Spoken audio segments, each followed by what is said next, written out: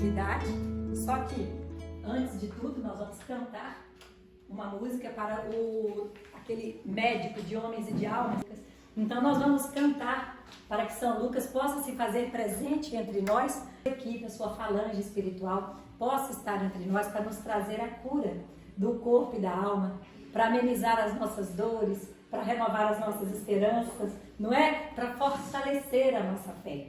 Então sempre eu falo que quando nós saímos dos nossos lares, do conforto do nosso lar, numa quarta-feira, e nos dispusemos, né, a andar até aqui, a chegar até aqui para ficarmos alguns momentos, 1h30 talvez, nós estamos mostrando para Jesus que nós estamos batendo a porta, que nós estamos buscando. E a todo aquele que busca, encontra, porque foi o próprio Cristo que disse: ajuda-te que o céu te ajudarás, né? A cada qual segundo suas obras.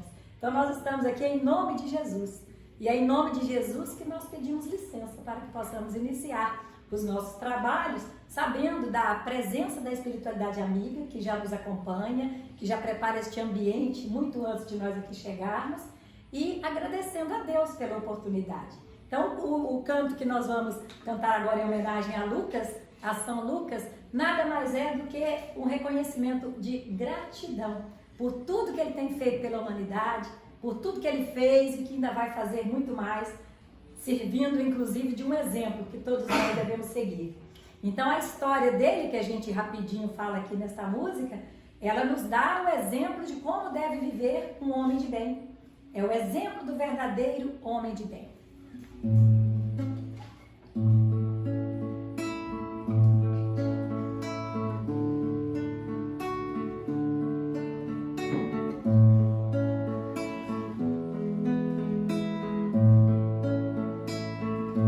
Desde tenra idade, ele era em verdade um menino feliz,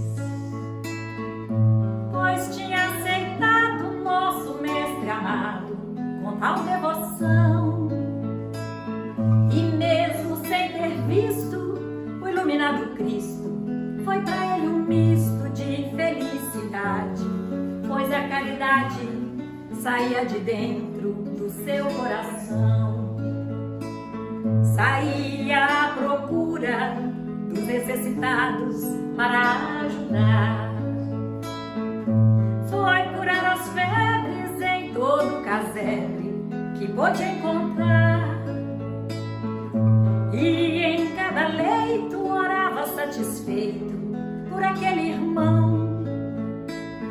Com rogos tão profundos, pobres moribundos tinham salvação. E por onde andava, o povo aclamava, chamando de santo. E em cada canto onde se encontrava, falava em Jesus. Enxugava o pranto com seu meio encanto, lendo o Evangelho. E quanto mais velho, mais resplandecia sua divina luz.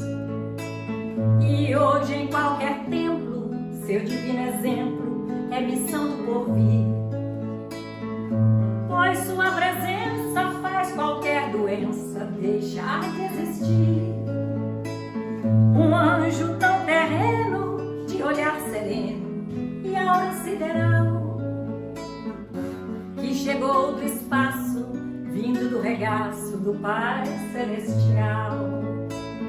O éter que exala quando está na sala em sessão de cura, é algo tão divino, é um plasma cristalino de alma tão pura. É o permanente açude vertendo saúde com palavras calmas. É Lucas, é Lucano, médico de homens e de almas.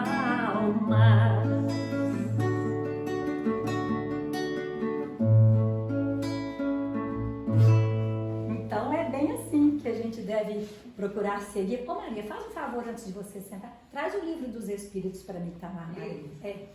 É bem assim que nós devemos buscar caminhar, não é mesmo? Onde nós nos encontrarmos, onde tivermos oportunidade, falarmos de Jesus, do seu Evangelho, da sua boa nova, falarmos das esperanças, da consolação que a doutrina espírita nos traz. E muitas vezes nós vamos convencer as pessoas, não pelo muito falar, mas pelas nossas atitudes, pelas nossas ações ao longo da nossa vida, pelo nosso comportamento.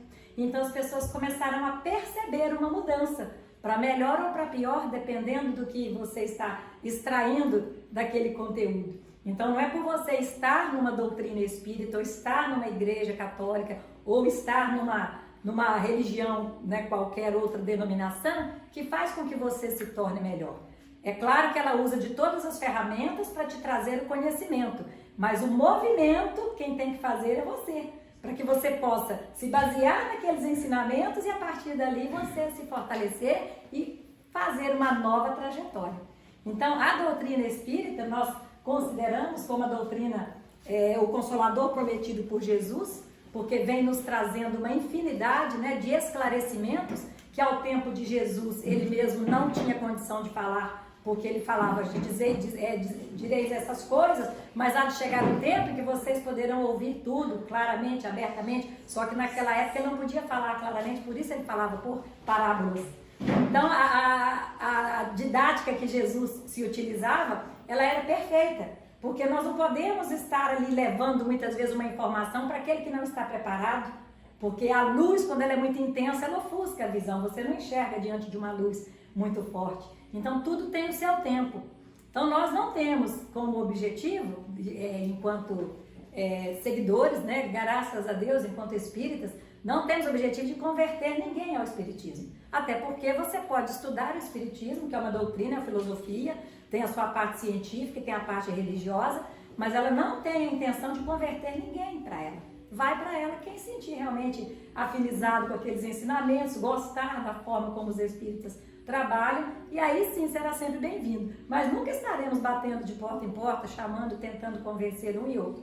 Não é mesmo? Então ninguém que vem aqui tem obrigação de se tornar espírita só porque está vindo. Agora, é claro que se resolver participar conosco dessa seara do Cristo, vai ser uma alegria imensa. Mas fiquem à vontade, porque o ensinamento que ela nos traz, ele é universal. Ele não se restringe apenas aos espíritos, mas a toda a humanidade. Então nós vamos, neste momento, graças a Deus, nós vamos fechar os nossos olhos, elevando os nossos pensamentos ao Pai, sentindo a presença de Deus neste ambiente do Cristo, porque Jesus disse que onde estivessem 2 ou mais pessoas reunidas em seu nome, ali ele estaria. Então acho que aqui hoje nós somos mais que 2, isso no plano material. Imagine vocês no plano espiritual, quantos irmãos não estão aqui já presentes muito antes de nós, para poderem beber desta fonte de água viva, que é o Evangelho do Cristo. Então que nós possamos neste momento, pedimos ao Pai, que possa visitar cada lar aqui representado, que possa levar a tranquilidade, a saúde, a cura do corpo e da alma, daqueles nossos entes queridos necessitados, nossos amigos que estão muitas vezes com fragilidades no corpo físico, no corpo espiritual, muitas vezes dificuldades emocionais, psíquicas, enfim, Senhor, são tantas as tribulações que nos afligem ao longo da nossa encarnação, que só temos que confiar em Ti, segurar a Tua mão e seguir, pois sem tê-lo, Senhor Jesus, como timoneiro deste nosso barco, nós não conseguiremos chegar a lugar algum. Portanto, Senhor, aqui estamos para pedir humildemente, segure na nossa mão, Senhor. Conduza os nossos passos. Ajuda-nos nesta caminhada evolutiva para que possamos fazer as escolhas certas, para que possamos desenvolver o nosso discernimento e sermos capazes de escolher sempre o caminho reto, o caminho do bem.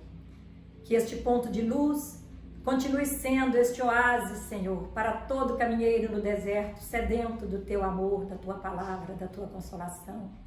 E que continue sendo, Senhor, este casebre, esta choupana, que acolhe com tanto carinho e com tanto amor a todos que aqui adentram.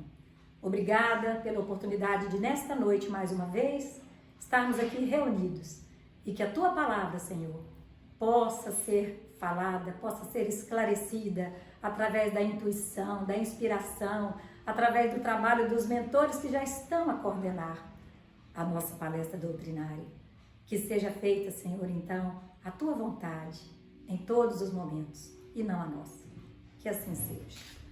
Ela é um poema de Alta de Souza, né? Um espírito muito iluminado que trabalha no plano espiritual para nos auxiliar, que nos auxilia muito, né?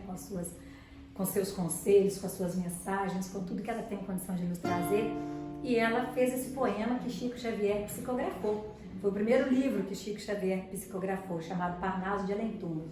E se chama Mensagem Fraterna.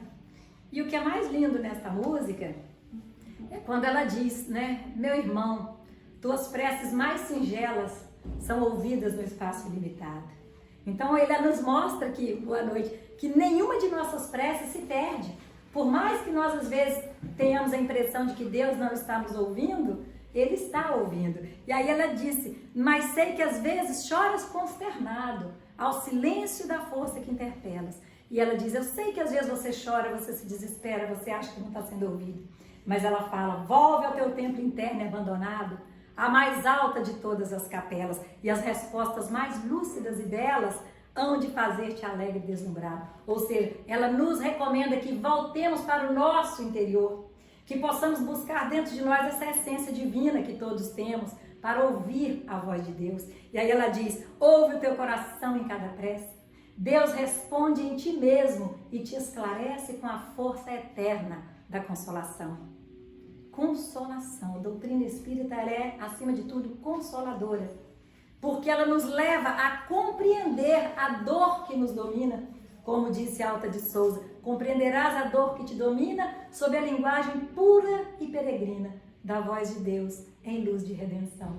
Então é uma consolação quando a gente ouve essa música, que nos faz ter a certeza de que tudo que nós pensamos, tudo que nós sentimos, tudo que nós rogamos aos céus é ouvido. Deus não nos deixa falando sozinhos. As nossas palavras, as nossas preces jamais são jogadas ao vento, né? E tem uma frase, meu irmão fala muito assim, a gente tem que ter muito cuidado com o que a gente pede ao universo, porque normalmente ele atende. Então vamos ver o que nós estamos pedindo ao universo, né?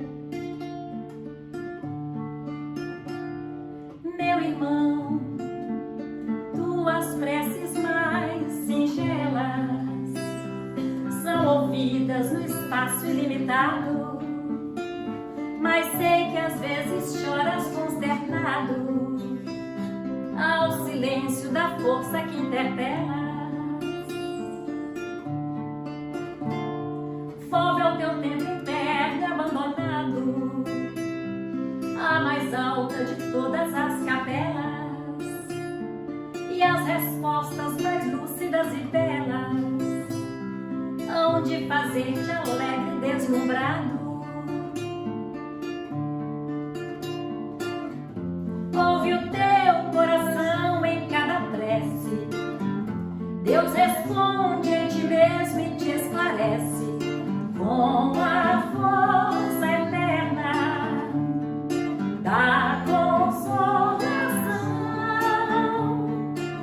Compreenderás a dor que te domina sob a linguagem pura e peregrina da voz de Deus em luz de redenção, da voz de Deus em luz de redenção, da voz de Deus em luz.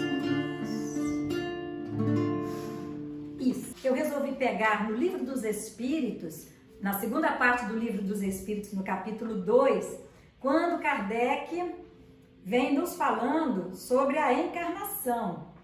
Espera aí só um minutinho, deixa eu achar aqui. Encarnação dos espíritos. E aí ele fala exatamente sobre o objetivo da encarnação. E é uma coisa interessante as reflexões que ele nos traz, porque a gente vai vendo que muitas vezes em conceitos tão simplesinhos a gente ainda tropeça, porque a gente não para raciocinar. Aí a gente fala assim, mas por que tem que ter um objetivo a reencarnação? Por que nós precisamos reencarnar? É isso que nós precisamos sair daqui com esta consciência. Porque senão nós continuaremos por mais anos, séculos, caminhando da mesma forma, distraídos ao longo do caminho com o dever que nos cumpre fazer, com as tarefas que nós nos comprometemos a cumprir. Então, veja bem o que nos diz o Livro dos Espíritos. Tudo acaba com a morte? Ou existe algo que sobrevive à decomposição do corpo físico? Tem pessoas que acreditam, né, que morreu, acabou. Então, materialista, morreu, acabou, para ele não vai fazer diferença o que pode haver depois da morte, porque ele não acredita em nada.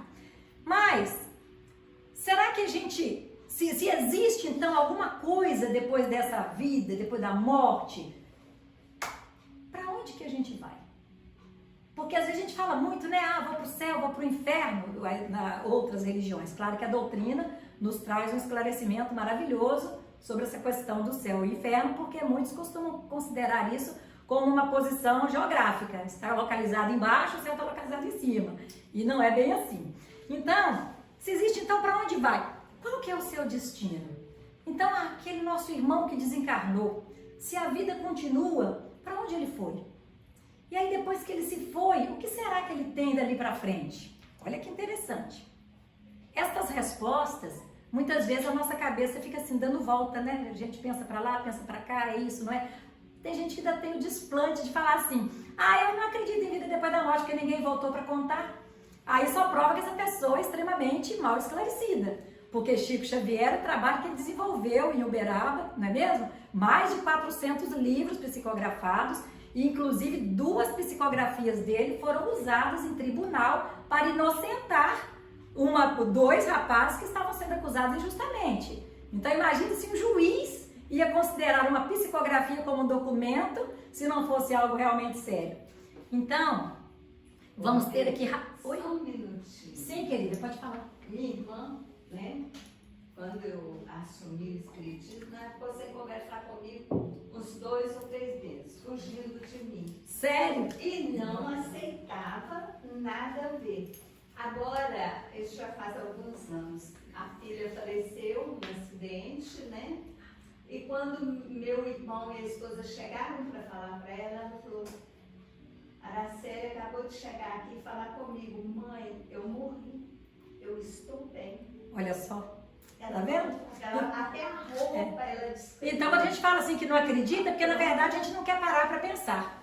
Até porque se nós assumirmos que existe uma vida depois da morte, para quem está vivendo ali de forma errada ou equivocadamente ou sem assumir responsabilidades, isso passa a ter um peso maior sobre ele. Então é melhor eu pensar que não existe nada e pronto, morreu, acabou. E aí vai vivendo irresponsavelmente e achando que não vai ter o que responder, né? Então, conceitos basiquinhos aqui. Alma. Então, o que é a alma? Para os materialistas, a alma é o princípio da vida orgânica material. Não tem existência própria, se extingue com a vida. Tem religiões que acreditam até que nós não podemos orar pelos mortos. Imagina. Então, nós sabemos, né? Várias religiões, pentecostais, principalmente, você não ora pelos mortos. Quem morreu está nos braços do Pai e você não ora. Para os panteístas, aqueles que acham que a alma vai se voltar depois para o todo, que ela é apenas uma porção, olha só, é o princípio da inteligência, agente universal de que cada um se absorve uma porção. Segundo estes, não haveria em todo o universo senão uma única alma, distribuindo fagulhas para os diversos seres inteligentes durante a vida. Após a morte, cada fagulha volta à fonte comum, confundindo-se com o todo. Então, os panteístas, eles não acreditam na individualidade do espírito. Porque, veja bem, o espírito, ele é imortal. O espírito não morre, o que morre é o nosso corpo, que deteriora, que veio do pó e ao pó voltará. Mas nós não perdemos a nossa individualidade. É a mesma coisa que nós nos matricularmos numa escola e a escola exige um determinado uniforme. E você precisa utilizar aquele uniforme. Por você estar usando aquele uniforme, você deixou de ser você? Não, você só está com uma outra roupagem.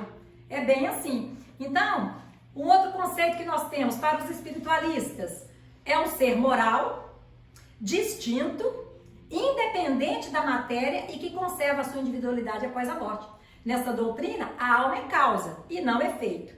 E os espiritualistas, então, eles não têm dúvida de que existe sim a vida após a vida, né?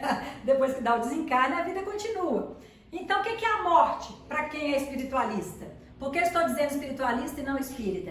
Porque todas as religiões, todas as seitas que acreditam numa vida após a morte são espiritualistas. Nem todas são espíritas. Por exemplo, a Umbanda é uma doutrina espiritualista, mas não é espírita, porque ela não segue exatamente a codificação de Kardec. O espiritismo não. Ele veio da França, foi codificado por Kardec, em todo aquele trabalho maravilhoso que ele fez junto aos espíritos para fazer o Pentateuco. Toda doutrina que acredita na vida após a morte é uma doutrina espiritualista. Então, por ela ser espiritualista, não quer dizer que ela seja espírita. Então, no budismo, por exemplo, no hinduísmo, todos que acreditam que a vida continua são espiritualistas, que é ao contrário do materialista. O materialista é aquele que acha que morreu e acabou. O espiritualista é aquele que acredita que sim, morreu, vai acontecer ainda muita coisa, nós não perdemos a nossa individualidade. Então, a morte não é o fim, né? A vida não começa no berço e nem termina no túmulo. Então, é importante demais nós termos essa consciência. Porque quando nós recebemos ali o Espírito como uma criança, nós estamos recebendo o Espírito que ele pode ser até mais velho do que nós, na sua experiência, nos seus séculos de existência, de encarnação, reencarnação, nas experiências que ele já absorveu. Tanto que é normal nós vermos muitas vezes uma filha que tem às vezes mais maturidade do que a mãe, um filho que tem mais juízo do que o pai. O que significa isso? Que aquele espírito ele já é mais antigo, vamos dizer assim. É um espírito que já adquiriu mais conhecimento. É um espírito que veio muitas vezes com uma missão naquela família, de ajudar aqueles espíritos que reencarnaram ali, na condição de irmãos, de pai, de mãe, enfim. Então não é no berço que começa a vida do espírito. E não é no túmulo que termina, porque a vida continua. Então as ideias básicas, olha só. Ué? Não trava não, meu filho. Eita. As ideias básicas.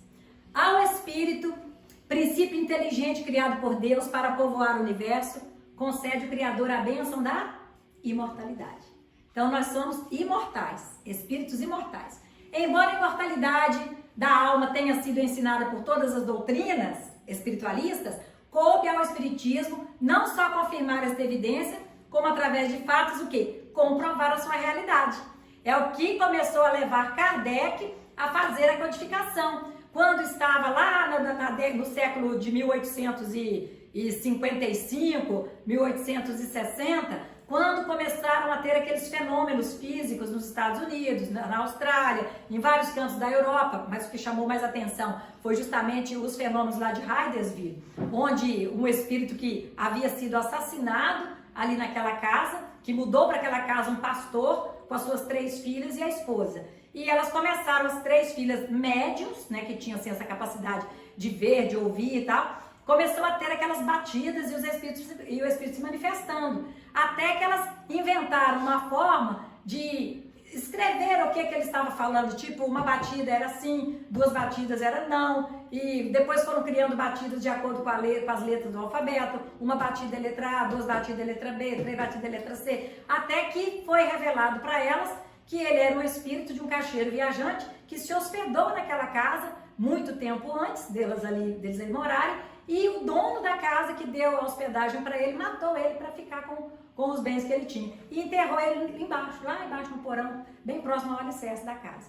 Então, quando começou a ter estes fenômenos, e aí eles tiveram até que se mudar dali, porque primeiro foi aquela comoção na cidade, de todo mundo querer saber o que estava acontecendo, e os fenômenos, e as meninas conversando com esse senhor, o pé rachado, né, que elas o chamavam de pé rachado. Então, conversando com eles, todo mundo deslumbrado. Depois começou a ter aquelas perseguições.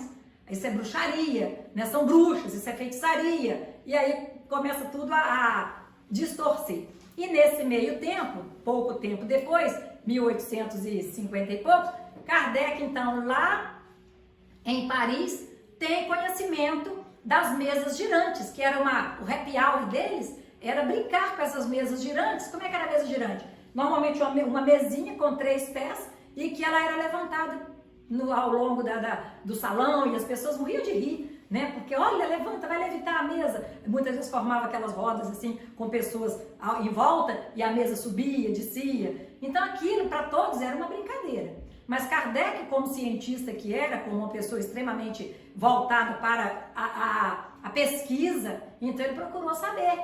E aí, o que ele percebeu? Que atrás daquele fenômeno material, físico, existia uma inteligência. Quando ele começou a obter respostas inteligentes dos espíritos que estavam ali movimentando a mesa. Então foram os próprios espíritos que estavam fazendo os fenômenos que falou para Kardec: nós somos os espíritos dos que já morreram. Nós estamos aqui, nós somos os espíritos. Aí que surgiu a denominação do espírito para o espírito que está desencarnado, sem o corpo físico. E a alma, nós consideramos a alma quando nós estamos aqui, que nós temos o nosso corpo. Então, qual que é a diferença? A alma, ela vem como uma centelha divina, que é o que existe nela, a centelha divina, somos nós, mas nós temos o corpo e temos um perispírito. E o espírito é quando nós somos só perispírito e espírito.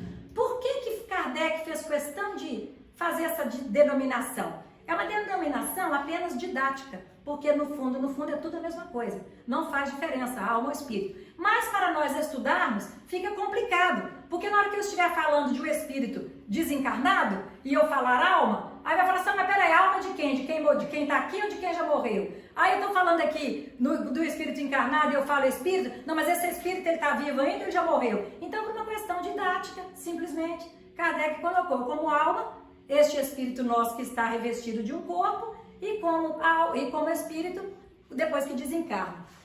Apenas questão didática. Então, veja lá, para o espiritismo, a alma é o ser imaterial e individual, que preside, sobrevive à morte do corpo e reencarna. Então, aquilo que eu falei, você vai numa escola, se matricula e usa o uniforme. Você usou o uniforme, você não deixou de ser você. Então, o espírito, ele desencarna, depois ele reencarna, ele veste um outro corpo, ele está ali se utilizando de um outro corpo, mas ele não deixou de ser ele. Percebe? Depois diz: todos os espíritos são revestidos de um invólucro invisível, intangível e imponderável, que é o perispírito. Então, o perispírito, eu não creio que nós, encarnados aqui neste momento, tenhamos condição de realmente compreender profundamente o que é o perispírito. Porque é algo extremamente sutil e talvez a nossa compreensão ainda não chegue à conclusão. O perispírito é isso. Porque só para vocês terem ideia, o perispírito é a roupagem que o espírito se utiliza quando a alma desencarna. Então, se não existisse o perispírito, o espírito seria apenas uma fagulha, uma centelha divina que ninguém conseguiria ver. Mas normalmente o perispírito faz com que o espírito se revista da sua última encarnação. Então, por exemplo, se eu desencarnar agora, quem vai me ver nos próximos dias, quem tiver condição de ver no plano espiritual, vai me reconhecer como a dele. Eu vou estar parecido comigo. Hein? Só se você levar o violão. Se eu não levar o violão, ninguém vai saber que sou eu. Mas aí, eu já aprendi que a gente pode moldar no plano espiritual. Não só o violão, mas como a roupa e tudo, né? Então a gente vai se utilizar do que a gente aprendeu aqui para poder fazer o nosso violão lá. E se a gente for para um umbral, a gente pode até ir, nós vamos tocar o violão lá, né? Então, esse perispírito, só para vocês terem uma ideia, este perispírito, ele tem as mesmas substâncias materiais do planeta que o espírito vai reencarnar. Então, por exemplo, nós que estamos reencarnados aqui na Terra, o nosso perispírito ele é constituído basicamente dos mesmos materiais, só que ele é praticamente invisível, né? Nós não percebemos, só quem tem evidência. Quem tem evidência vê, quem não tem, não vê. E o perispírito, ele vai se depurando à medida que nós vamos fazendo a nossa reforma íntima. À medida que nós vamos nos aperfeiçoando, mudando os nossos pensamentos, corrigindo a nossa maneira de agir, agindo mais de acordo com o que Jesus nos ensinou, ele vai se depurando, ele vai ficando mais leve, ele vai ficando mais brilhante. E enquanto nós, quando desenvolvemos ali, alimentamos pensamentos de vingança, de ódio, de raiva, né, de nervoso, nós estamos completamente desequilibrados, o nosso perispírito vai ficando só embaçado. Uma passagem rapidinha do livro Nosso Lar, eu achei, na época que eu li esse livro, 15, 16 anos, nem lembro, eu fiquei com essa imagem na cabeça, não consegui tirar. E ela não foi no filme. É de uma mulher, né, que queria entrar no nosso lar, estava lá no portão, aquele muro altíssimo, e ela esmurrando o portão querendo entrar. E André Luiz não conseguia compreender por quê. Por que, Alexandre? Por que você não vai deixar ele entrar? Né? Ela está aqui desesperada para entrar. E aí ele falou, olha, observa o perispírito dela. E aí quando André Luiz foi aprimorando a sua visão, ele viu, né, no seu corpo espiritual várias manchas pretas. E a mulher estava toda manchada de preto. Então André Luiz explicou que cada mancha daquela era um aborto que ela tinha feito. Ela era abortista. E ela não estava querendo entrar ali porque estava arrependida. Ela estava querendo ela sair do inferno que ela estava para ir para um lugar melhor. Mas ela não estava. Tanto é que quando ele falou que ela não teria condição de entrar, aí ela começou a xingar, esbravejou, saiu para lá injuriada. Ou seja, ela não estava realmente querendo entrar por uma transformação moral. Então, o perispírito, ele registra tudo. Tudo que nós fizermos, tudo que nós pensarmos, tudo que nós sentirmos, nós vamos deixando isso registrado no nosso perispírito. É por isso que quando a pessoa é muito raivosa e tudo ela explode e tal, ela acaba congestionando o seu gástrico no perispírito, que tudo que nós temos aqui, ele é reproduzido no perispírito, para não dizer o contrário, né? Tudo que temos no perispírito é reproduzido aqui, ela vai condensando, concentrando aquelas energias pesadas no perispírito e aquilo depois vai se manifestar aonde? No estômago, na forma de uma gastrite ou de uma úlcera ou de às vezes até um câncer no estômago. Por quê? Quando o corpo adoece, o que adoeceu primeiro foi o espírito. A doença não é a doença no corpo que adoece o espírito, é a doença no espírito que adoece o corpo. Tanto que tem aquela frase antiga, né? Mente sã, corpo são. Tudo é uma questão de manter a mente quieta, a espinha ereta e o coração tranquilo. E este cordão fluídico que está falando aqui é o elo entre o corpo físico e o perispírito. Então existe. Vocês já ouviram falar no cordão de prata? Esse cordão de prata, quando ele é rompido, é que se dá a morte do corpo físico. Então, o que esse cordão de prata faz? Inclusive, no plano espiritual, quando nós nos desdobramos à noite, vamos muitas vezes visitar alguma coisa no plano espiritual, os desencarnados nos reconhecem por causa do cordão de prata, que nós temos um rabinho, né? Então, esse cordão de prata, que lá no plano espiritual faz a diferença de quem está encarnado e quem não está. Compreende? Então, aqui nós temos três coisas. A união da alma, do perispírito e do corpo material constitui o homem. Está aqui no livro que é o Espiritismo, no capítulo 2. Uma noção elementar. Então, o que é o homem? É a alma, o perispírito e o corpo. Certo? Olha que legal. Então, a centelha divina, o espírito, mais o perispírito, mais o corpo material, é igual ao ser humano. Compreende? Então, nós temos, basicamente, vamos considerar o perispírito como um corpo, mas sabemos que ele tem vários dentro dele. Então, nós somos praticamente 7, 8 corpos. Nós temos o búdico, o átmico e vários corpos. Não vamos falar nisso agora. Mas o perispírito, ele é o quê? Ele é aquela argamassa que faz o trabalho quando você vai colar uma cerâmica a um tijolo. Você não pode pegar a cerâmica e colar direto no tijolo, não é mesmo? Então, existe ali aquela argamassa, certo? O perispírito é isso. Não tem condição da energia que tem o espírito, estar em contato direto com o corpo físico, que é uma energia densa, pesada. Então, existe o perispírito para que possa fazer essa filtragem do que vem para destinar ao corpo físico. É por isso que os nossos pensamentos são a chave de tudo. Porque quando nós pensamos no bem, nós estamos nos conectando às forças do universo que também são do bem. Mas quando nós pensamos no mal, da mesma forma nós estamos nos conectando às forças do universo não tão boas assim. Por isso é necessário a vigilância. Por isso Jesus por várias vezes falou, vigiai e orai sem cessar. Sem cessar. E Emmanuel completou de forma belíssima, né? Vigiai, orai e trabalhai. Porque não adianta só você ficar vigilante e orando e não fazer nada. Então nós estamos aqui, temos que fazer alguma coisa de bom para o próximo, de auxílio para o progresso da humanidade, não é mesmo? Então, sobrevivência da alma é sinônimo de reencarnação? Quer dizer, a alma sobrevive. Então, toda alma que sobrevive, ela vai reencarnar? O que é que vocês acham? Não exatamente. Porque muitas vezes o espírito já adquiriu um grau de consciência, de elevação tão grande que ele não precisa mais reencarnar. Ele continua trabalhando, né, nos mundos lá e nas diversas searas do Pai, continua trabalhando, mas não tem necessidade mais de reencarnar. Pode acontecer que para cumprir uma missão, que é daqueles espíritos mais iluminados, espíritos, né, como Bezerra de Menezes, como Chico Xavier, como... E aí, beleza? Ah, uau! Só para humilhar, né? Legal. Então, vocês compreenderam? Não é porque a alma sobrevive que quer dizer que ela esteja reencarnada. Agora, nós que estamos aqui no planeta de provas e expiações e que estamos longe de sermos missionários, pode ter certeza que vamos reencarnar ainda por muitas e muitas vezes até que possamos despertar a nossa consciência.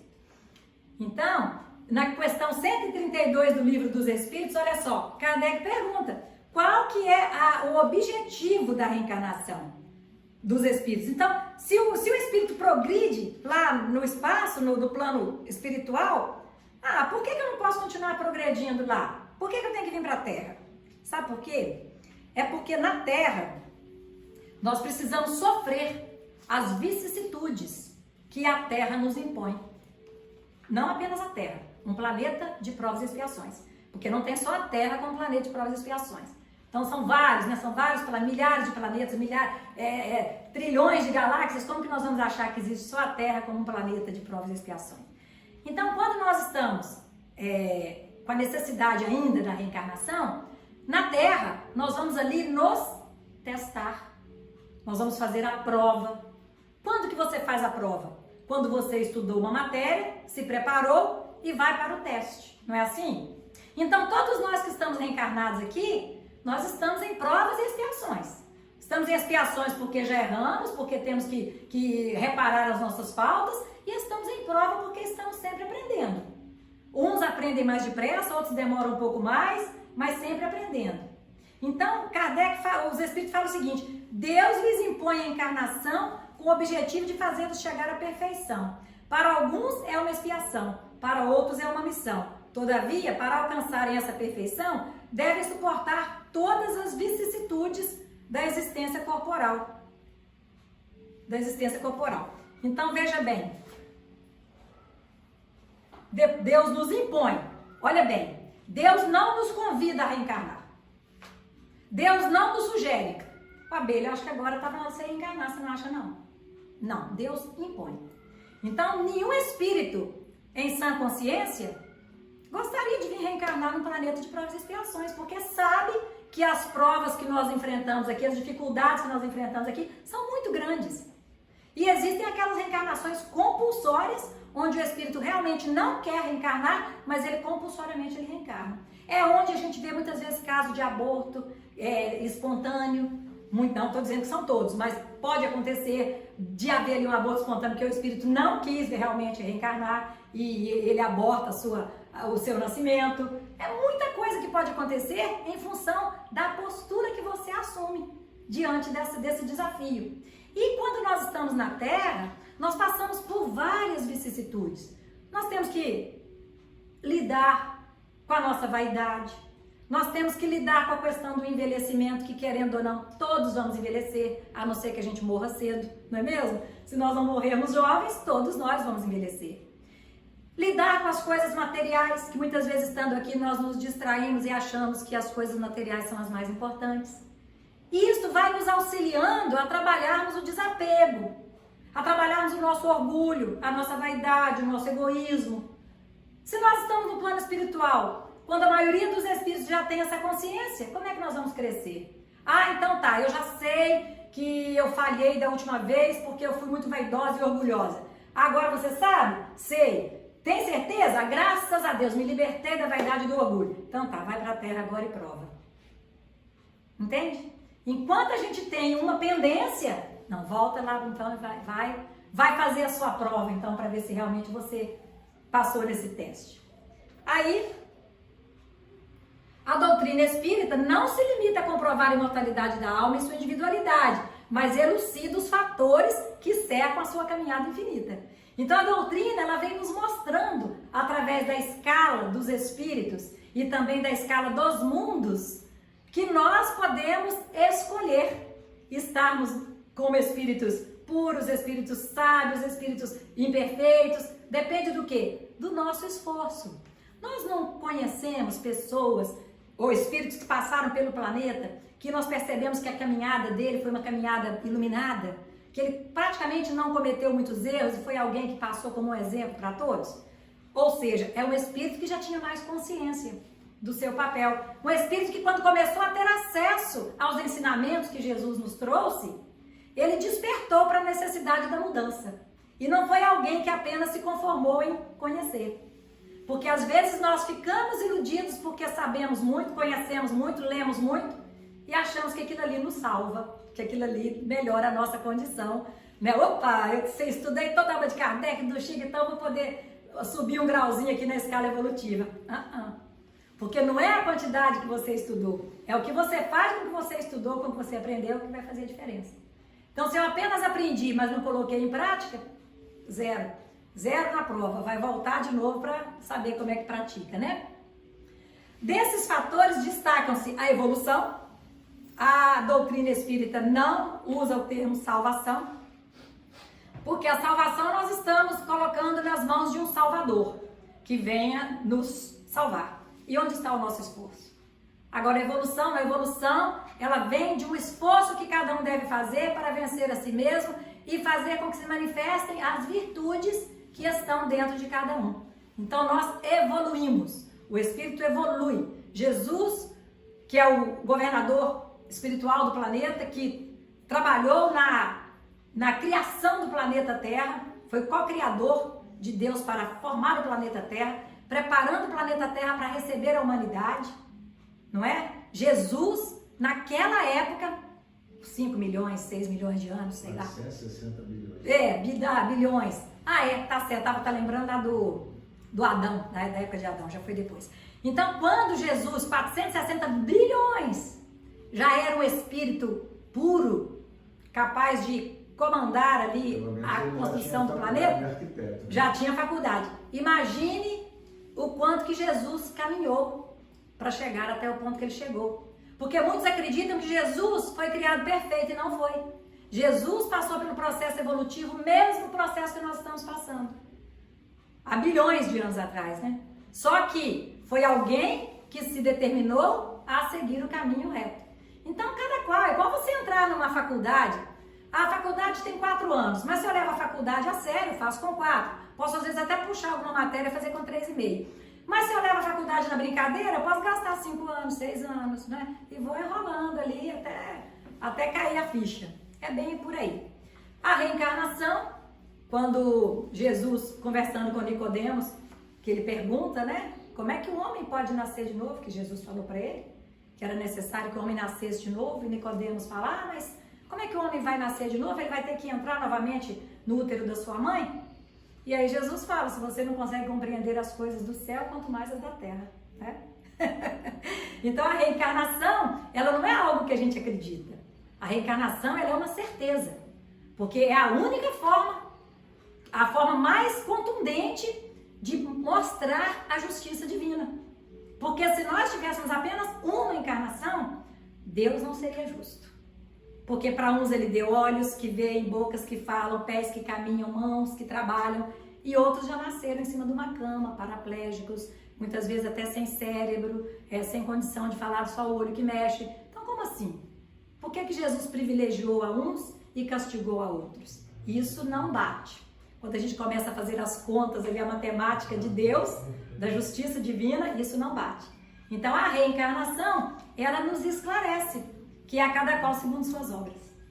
Então, se eu faço coisas boas, eu vou ter uma reencarnação onde eu vou estar a cada vez evoluindo. Mas se eu opto por coisas ruins, por caminhos equivocados, eu vou ter uma outra reencarnação que vai ser difícil, até que eu possa compreender, até que eu possa despertar.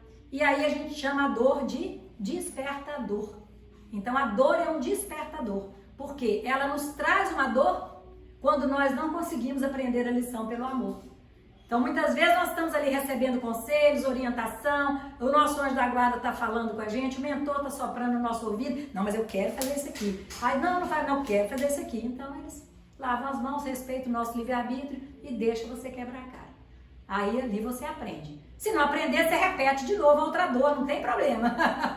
Não é? E a outra coisa, o livre-arbítrio que nós falamos aqui. Então, até Jesus respeitou o livre-arbítrio. Ele não obrigou ninguém a seguir, ele apenas convidou. Né? Vem de tudo e segue-me. Vem se quiser, se não quiser, seu tempo vai chegar.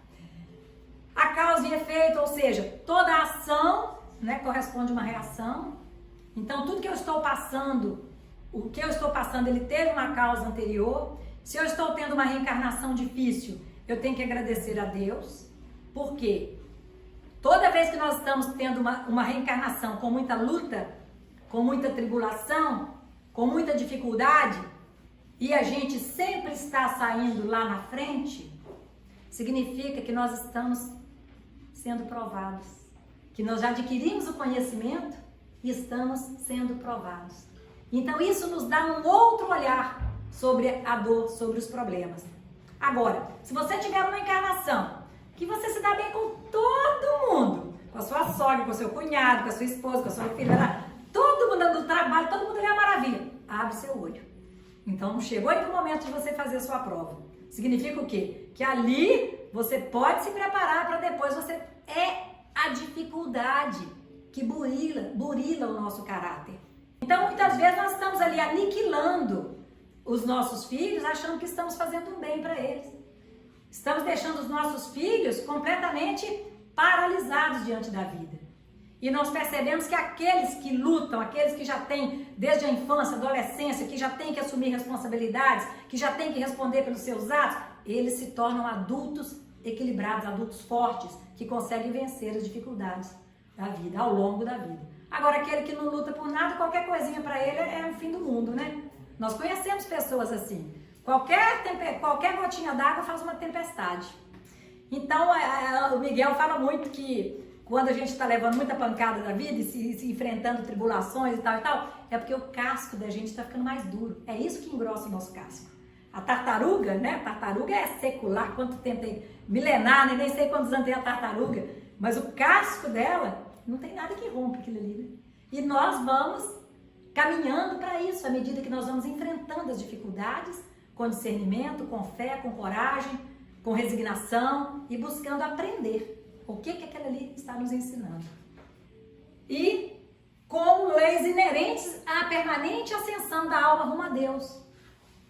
Permanente. Sabe o que é permanente? Significa que todos nós vamos ascender ao Pai, querendo ou não. Aquele que não quer, ele só vai demorar um pouco mais. Mas todos nós estamos fadados a sermos espíritos puros, espíritos perfeitos, espíritos iluminados, espíritos onde não temos mais mazelas morais, vaidade, orgulho, inveja, maledicência, usura, gula, tantas coisas que a gente vê aí, que a gente muitas vezes ainda cultiva, né? Então, a ascensão, quando ela se dá pelo despertar da nossa consciência, ela é muito mais rápida, porque tendo consciência do que nos cabe fazer, nós buscamos então seguir aquele caminho. Enquanto aquele, eu quero tirar uma carteira de motorista, mas aí eu não preparo, não vou na autoescola, não faço exercício com o carro lá, não pratico, toma bomba, não vai conseguir pegar. Vou de novo, tem outra banca, vou lá, vamos fazer aula, não quer fazer nada, vai lá, não treina, faz errado.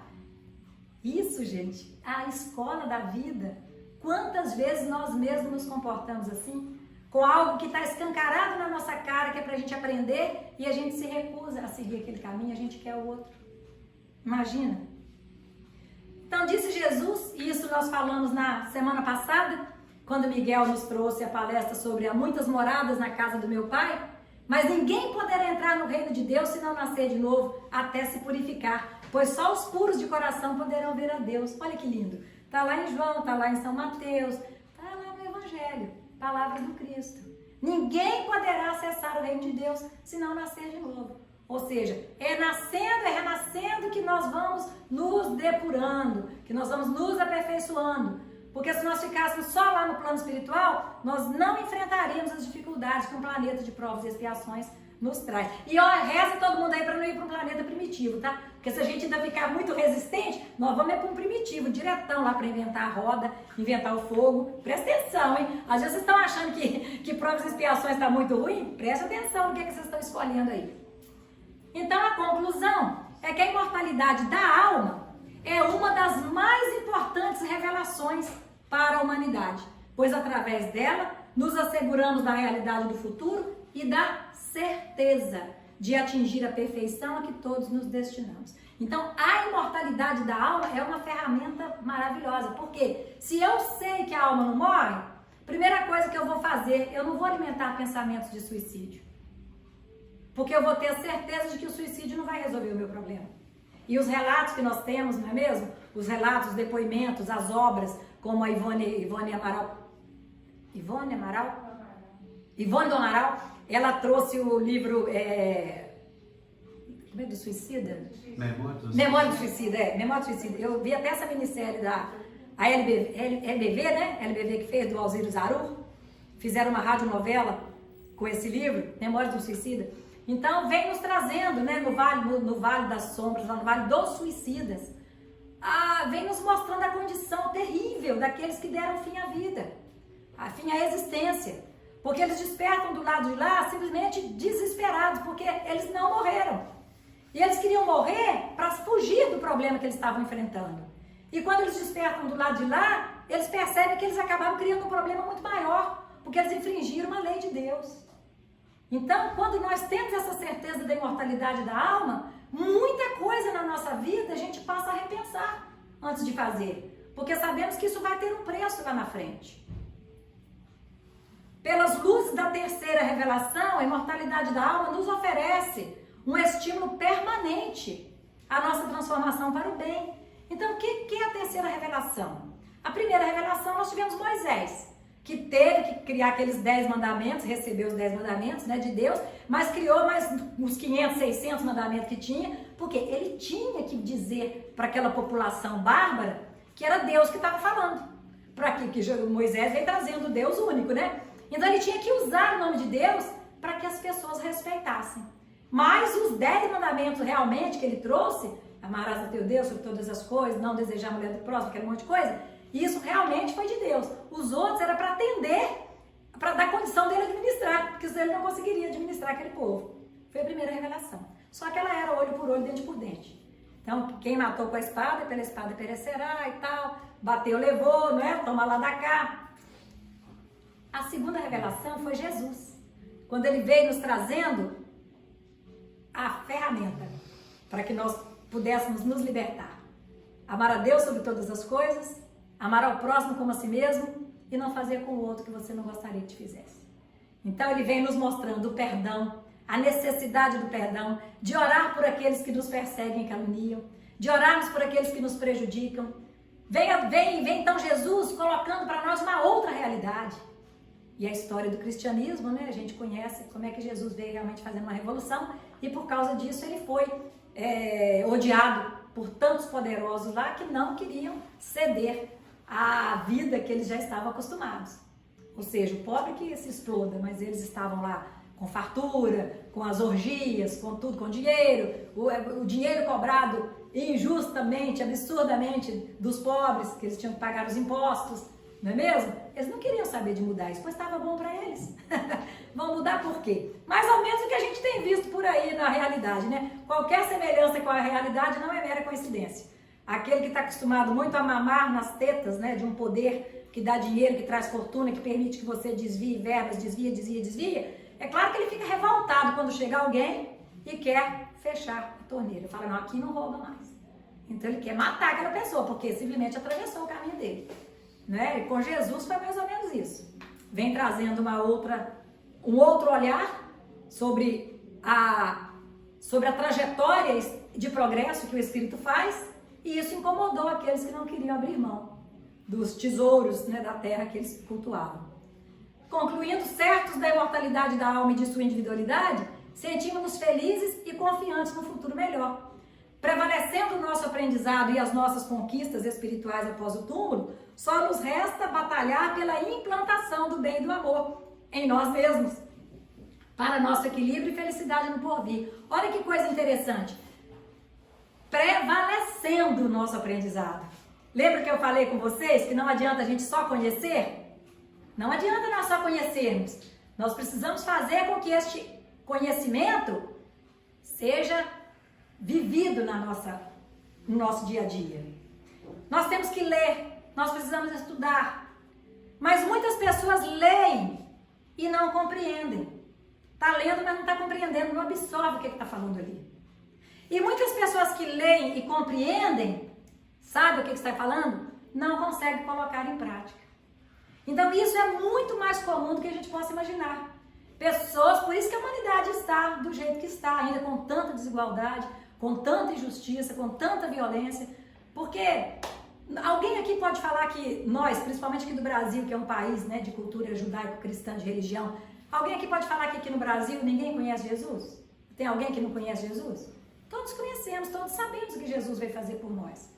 Mas é muito mais fácil eu não parar para pensar nisso, porque eu posso continuar caminhando do jeito que eu estou, curtindo os prazeres da vida, me dedicando às coisas materiais, ou seja, servindo a Mamon, sem a menor preocupação de servir a Deus. Por isso que Jesus disse, não se pode servir a Deus e a Mamon. Porque se você servir a Deus, você estará indo contra a Mamon. Se você servir a Mamon, você não terá como servir a Deus. Se referindo não ao diabo, mas se referindo às coisas materiais. Quando nós temos a nossa caminhada aqui pensando só na matéria.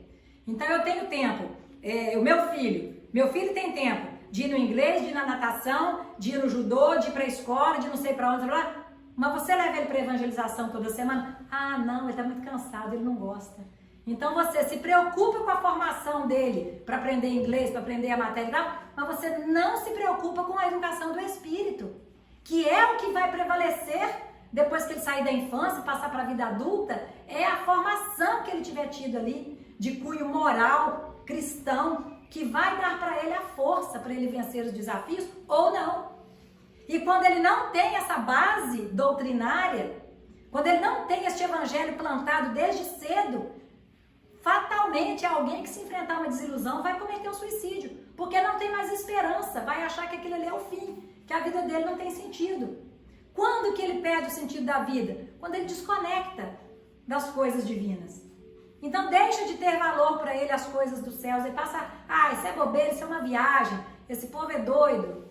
Não é? Ele não procura compreender aquele ensinamento e se volta apenas para as coisas materiais, que não nos dá sustentabilidade, que não nos ajuda na nossa caminhada. Porque o materialista, ele não encontra explicação para os sofrimentos dele. Ele sempre vai achar que ele está sofrendo porque ele está sendo injustiçado. Ele sempre vai colocar no outro a culpa das suas desgraças, das suas dificuldades, das suas desilusões. Então, para ele, a morte é a melhor solução em muitas vezes. E é onde ele busca. Mas para o espiritualista, e em especial para o espírita, que tem essa doutrina consoladora, que nos explica sobre a questão da nossa dor e do nosso sofrimento, porque o sofrimento é simplesmente uma atitude que nós temos a partir do momento que nós não aceitamos a dor. A dor, ela vem para nos ensinar. A dor é uma mestra. Mas quando nós não aceitamos aquela dor, nós passamos então para um sofrimento mórbido muitas vezes, que nos leva à depressão, que nos leva até à morte. Não é? Aquela mãe que perde um filho e morre junto com o filho ali, porque não aceita a morte do filho. Então ela ficar num luto ali 3, 4 meses, 5, 6, beleza. Natural, né? Claro, não é fácil. Sabemos que se existe uma dor maior do que a outra, essa para mim é a dor maior do mundo. Uma mãe perder seu filho. Perder entre aspas, né? Mas uma mãe ter o filho retornando à pátria espiritual antes dela. Mas se ela é uma pessoa de fé, ela vai passar ali aquele luto, que é um período normal, e ela vai tocar a vida. Quantas mães que perderam filhos, às vezes de forma trágica, e criaram ONGs, criaram às vezes grupos de mães com o mesmo problema e cresceram com aquela dor. Ou seja, a dor serviu para elas de uma motivação, para que elas pudessem auxiliar outras mães em igual situação. Certo? Então, quando nós temos essa certeza da imortalidade da alma, quando nós cremos nessa vida que nos espera e que o que nós estamos fazendo aqui hoje nada mais é do que preparando a nossa próxima reencarnação, isso nos dá uma responsabilidade muito grande. Porque se eu tenho hoje uma sogra que pega no meu pé, que eu não suporto, e eu continuo alimentando este sentimento por ela, eu estou preparando para que numa próxima vida ela possa vir como uma filha, que vai me dar um trabalho do caramba, possa vir como um esposo, que vai ser aquele que pega no meu pé, que me enche o saco, enfim. Nós estamos preparando a nossa próxima encarnação. E como que eu vou garantir que na próxima reencarnação eu tenha pessoas do bem perto de mim? Não criar inimizade. Não cultivar sentimentos ruins com relação às pessoas. Procurar compreender as pessoas.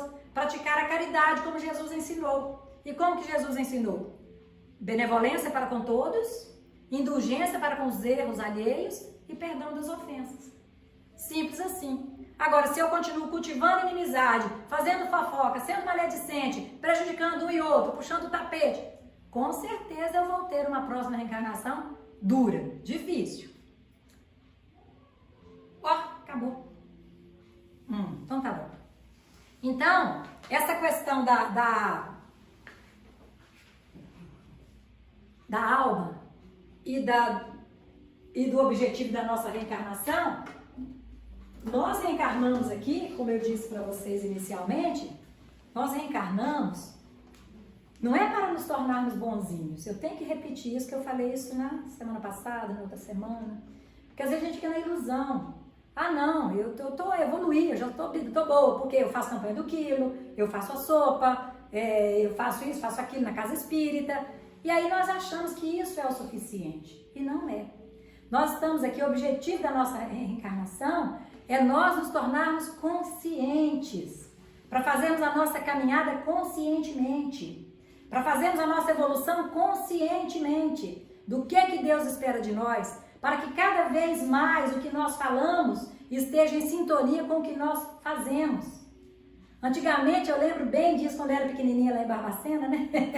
Na década de 70, que a minha mãe falava assim, faz o que eu mando, mas não faz o que eu faço. Aí até surgiu aquela música do Renato e seus Bliqueps, faço o que eu digo, mas não faço o que eu faço não. Renato e seus Bliqueps, tinha outro trio lá, no grupo lá também, que falava isso. Faço o que eu digo, mas não faço o que eu faço não. Isso não funciona mais. Isso não funciona. Falei para vocês aqui um dia desses de um amigo, um conhecido que eu tenho, cujos filhos de 14 anos e 16 estão usando droga. E aí eles se reuniram, né, filhos separados, essa pessoa já se divorciou há muito tempo da mãe, deixou a casa lá com 3 filhos pequenos, a mulher, e os filhos hoje têm 14 e 16 anos. E numa visita dos filhos ao pai, descobriu que eles estavam usando droga. Simplesmente na hora que eles fizeram a reunião, para poder tentar dar uma pressão neles, a menina falou assim, mas o senhor está proibindo porque o senhor usa, né? Que argumento que ele teve para poder corrigir a filha? O filho usou a mesma coisa. Ele usa até dentro de casa, como é que não quer que a gente use? Então não são as palavras que convencem, é o exemplo que arrasta. Então nós precisamos ter consciência que nós estamos o tempo inteiro observando e sendo observados. E se nós tivermos um comportamento, uma atitude que faça com que alguém se sinta pior do que estava por causa de uma ação nossa, de uma palavra que a gente disse às vezes atravessado, de uma atitude que a gente teve, a pessoa, né, ficou realmente magoada, nós temos que repensar. Para que nós possamos fazer com que da nossa boca só saiam palavras que possam ajudar. Um dia, não sei se eu contei para vocês, mas eu tenho uma amiga antiga, tem uns 20 anos que isso aconteceu. E nós tínhamos uma amiga em comum. Então era eu, essa amiga e uma outra em comum. E esta outra amiga em comum, ela estava com depressão. E conversando com ela um dia, ela me falou que esta terceira amiga chegou para ela um dia e falou assim, nossa, mas você tá tão acabada que se fosse uma laranja eu ia falar que você tá um bagaço. Ela ficou tão chocada com a fala da amiga, porque imagina você tá com depressão, você não tá com vontade de ser, você não tá com nada, e a pessoa fala assim com você, nossa, se você fosse uma laranja, eu ia falar que você tá um bagaço.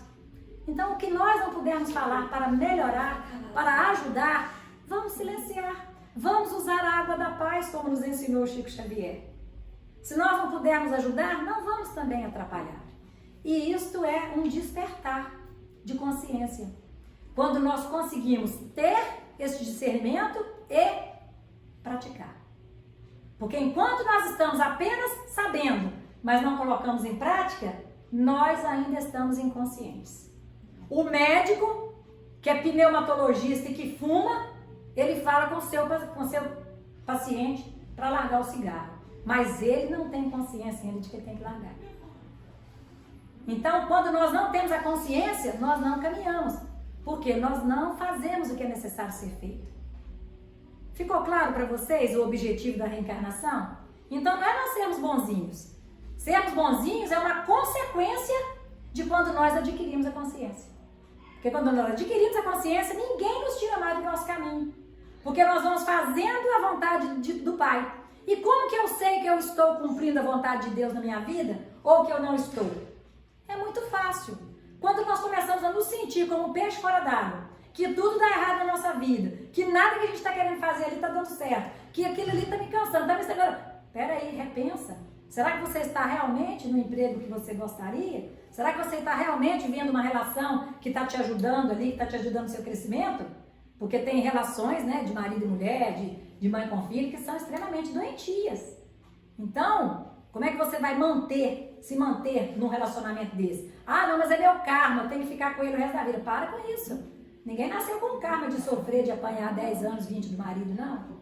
Então, à medida que a gente vai despertando a consciência, a gente vai tendo condição de tomar as decisões certas. Quando você está em paz com a sua consciência, você tem problemas, você tem dificuldades, você tem tribulações, mas você se sente fortalecida para vencer, para caminhar. Então, você está ali alinhado com o seu propósito. Ou seja, você se identifica com a sua vida. Você percebe que aquilo ali que você tem que fazer. E quando você percebe, meus amigos, ninguém segura. Ninguém segura. Quando você descobre o seu caminho, ninguém mais te segura. Prestem atenção. Aqueles que ainda usam o marido para poder se ausentar da casa espírita ou não frequentar, tem muita gente que fala assim, né? Ah, eu queria tanto participar do estudo com vocês, mas meu marido não... mas minha sogra não pode saber que ele é evangélico. Meu marido, tem tanta gente que usa essa desculpa, é porque não despertou nelas ainda a consciência de que é necessário estudar. E tem aquela frase que fala assim, né? Quando você quer fazer uma coisa, você encontra um jeito. Mas quando você não quer fazer, você encontra uma desculpa. Ah, não fiz por isso. Não é mais fácil? Sigamos com Jesus, não é mesmo? Vamos então cantar para passarmos para a segunda parte dos nossos abençoados trabalhos, que agora nós vamos ter o passe coletivo. Nós estamos hoje sem o Miguel, sem a Edicele, e vamos elevar os nossos pensamentos, e tem algo importante a falar. Primeiro, que nós precisamos estar sintonizados com a espiritualidade amiga, para que eles possam realmente derramar os bálsamos curadores sobre todos nós, que já está sendo derramado. Segundo, que quando nós formos beber água fluidificada, que já vem lá de dentro fluidificada, nós precisamos beber essa água conscientes de que aquilo ali é um remédio. E nós precisamos beber essa água imaginando que por onde ela está passando, ela está nos curando. Que se for uma dor moral, uma dor emocional, se for um conflito que nós estejamos tendo, nós vamos pedir aquela água que nos limpe, que nos equilibre, que nos reorganize, para que possamos sair daqui mais fortalecidos. Então não vamos beber a água como alguém que está ali matando a sede. Vamos lembrar, é um santo remédio. Que Jesus nos abençoe.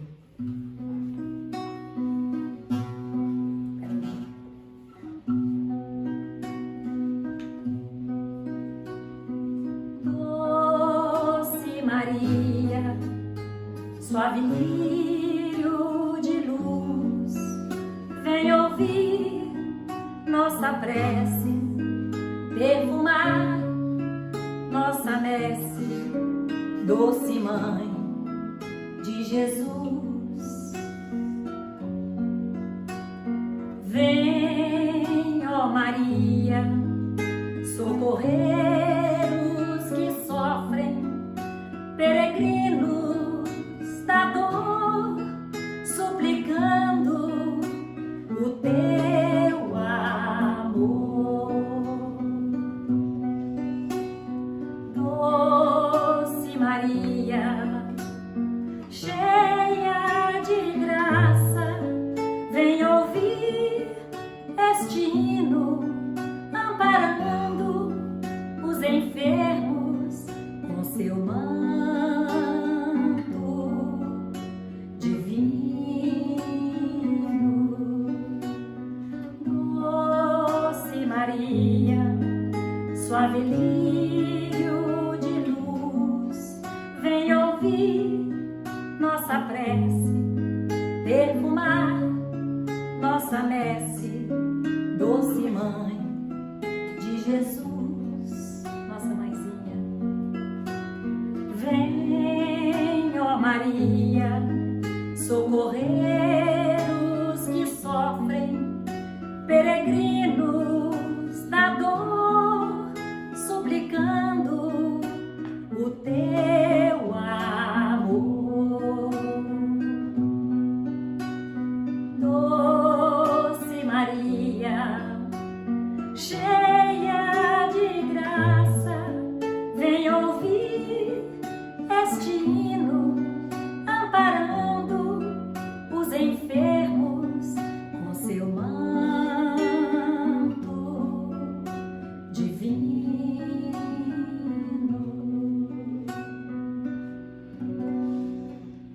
Senhor Jesus, neste momento, amado Mestre, em que nos encontramos, tão sintonizados com a Tua presença, com a Tua luz, com a energia dos benfeitores espirituais que aqui se encontram para nos curar, Senhor.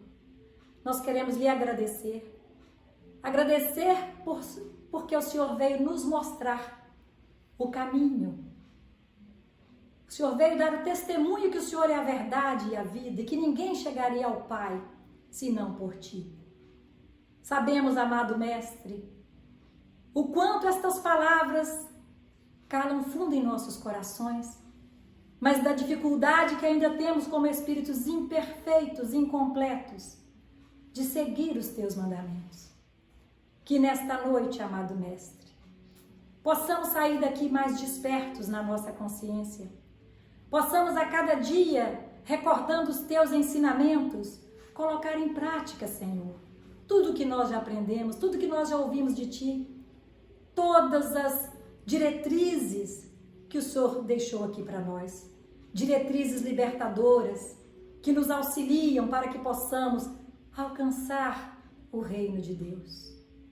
Ajuda-nos, Senhor, para que não fraquejemos, para que sejamos perseverantes na nossa escolha de seguirmos os Teus passos, de atravessarmos a porta estreita, mesmo que tenhamos dificuldades, mesmo que passemos por tormentos, por tribulações, que tenhamos a certeza na Tua presença, que tenhamos a certeza, amado Mestre, de que jamais estamos sós. Agradecemos a presença incansável em nossas vidas do nosso mentor espiritual, dos nossos anjos guardiões, dos espíritos familiares que estão sempre a nos envolver, que estão sempre torcendo pelo nosso progresso, sempre esperando que façamos o movimento rumo a Ti.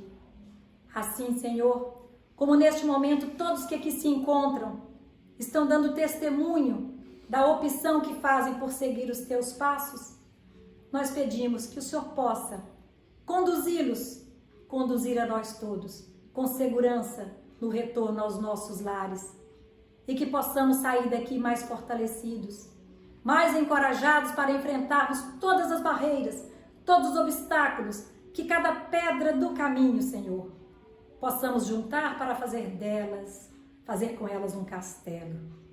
Que se a vida nos oferecer um limão, que saibamos fazer deste limão uma limonada.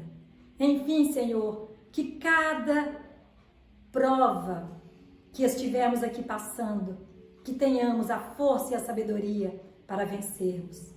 Que cada expiação que nos for imputada, que saibamos tirar dali o aprendizado, para que não mais voltemos a errar da forma que errávamos antes. Dessa forma, Senhor, só temos a agradecer e que a nossa Mãe Maria possa envolver a todos neste momento com seu manto sagrado, aliviando as dores do corpo e da alma, refazendo as energias, acalmando os pensamentos, desacelerando as batidas do coração, muitas vezes dominado pela ansiedade, pelo medo. Somos frágeis, mãezinha. Cuida de cada um de nós. Envolve-nos em seu manto de amor, para que nos sintamos protegidos e abençoados, hoje e sempre. Que assim seja. Como se eu estivesse vendo Jesus na barca, conduzindo a barca e os apóstolos ali com medo. Isso, gente. Que possamos então nesta barca, que muitas vezes enfrenta mares bravios, tempestades, que nós sejamos capazes de seguirmos confiantes, sem esmorecermos, sem ficarmos questionando a Deus por quê, mas que saibamos perguntar para quê? Para que eu estou vivendo esta experiência? O que eu preciso aprender com esta dor? O que esta situação precisa me ensinar? Me ajuda, Senhor, abre a minha mente, me ajuda a compreender, para que eu não continue repetindo os mesmos erros. E vocês acham que se nós fizermos este pedido com sinceridade, no fundo do nosso coração, Deus não vai nos atender? Então é muito fácil, nós sabemos o caminho, mas como poucos estão dispostos a caminhar assertivamente, né? E ficamos aí muitas vezes achando que estamos sós, que ninguém está cuidando de nós, que ninguém se preocupa, e nos esquecemos desta falange de espíritos que nos assistem incansavelmente. Então que nós possamos sempre elevar os nossos pensamentos ao Pai quando nos sentirmos em dificuldade. E que nós possamos sempre elevar os nossos pensamentos ao Pai em gratidão por tantas bênçãos que nós recebemos. Que nós possamos sempre elevar o nosso pensamento ao Pai em todos os momentos de nossas vidas. Quando nós vemos um pôr do sol, nós vemos uma flor, a natureza, nós conseguimos caminhar, ir para o nosso trabalho, fazer tantas coisas. Que cada momento em nossas vidas sejamos gratos. São muitas bênçãos pela misericórdia do Pai, não que tenhamos esse merecimento todo.